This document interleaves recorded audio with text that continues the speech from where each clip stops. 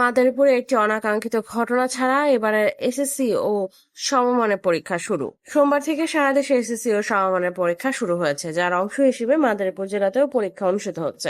সকাল 10টায় সারা দেশে একযোগে এই পরীক্ষা শুরু হয়েছে। বিস্তারিত মাদারীপুর থেকে মাসুদ রেজা ফিরোজের রিপোর্টে। সামগ্রিকভাবে মাদারীপুর জেলার অন্যান্য শিক্ষার্থীরা যথারীতি পরীক্ষায় অংশগ্রহণ করছে, তবে মাদারীপুরে একটি অনাকাঙ্ক্ষিত ঘটনা ছাড়া এবারের এসএসসি ও সমমানের পরীক্ষায় সকল বিদ্যালয়ের ছাত্রছাত্রী অংশগ্রহণ করতে পারলেও এর মধ্যে একটি বিদ্যালয়ের 20 জন শিক্ষার্থী সময় মতো প্রবেশপত্র পায়নি, তাই তাদের পরীক্ষা অনিশ্চয়তায় পড়েছে। মাদারীপুর সদর উপজেলার মুস্তাফাপুর বহুমুখী উচ্চ বিদ্যালয়ে 20 জন পরীক্ষার্থীর ফর্ম পূরণের টাকা নিয়ে খণ্ডকালীন শিক্ষক ও অফিস সহকারী পালিয়ে যায়। তখন তাদের প্রবেশপত্র আসেনি। প্রথম পরীক্ষা 9টি সাধারণ শিক্ষা বোর্ডে বাংলা প্রথম পত্র এবং সহজ বাংলা পত্রের পরীক্ষা দিয়ে শুরু হয়েছে, যা চলবে 20 মে পর্যন্ত।